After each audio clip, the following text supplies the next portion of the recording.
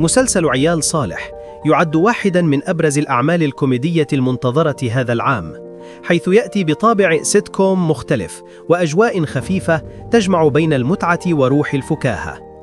تم تصوير العمل بالكامل في جمهورية مصر العربية، في خطوة تهدف إلى تقديم صورة إنتاجية مميزة تجمع بين جودة مواقع التصوير والأسلوب الفني المتجدد الذي يسعى إليه صناع الدراما اليمنية في السنوات الأخيرة. ويضم المسلسل مجموعة من النجوم الذين يجتمعون لأول مرة في عمل واحد بهذا الأسلوب.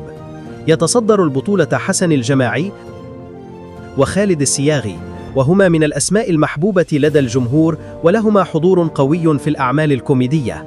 وينضم إليهما مروان الزرقاء وصالح الأسمر وهبة الله خالد، إضافة إلى مجموعة من الوجوه الشبابية التي تمنح المسلسل حيوية خاصة وتضيف روحا جديدة للمشهد الدرامي.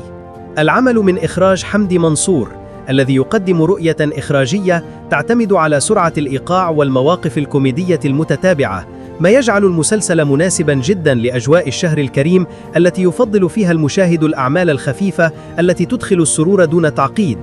ويتوقع أن يحمل العمل عدداً من المفاجآت المضحكة والمشاهد اليومية التي تعكس طبيعة العلاقات الاجتماعية بشكل بسيط وقريب من المتابع.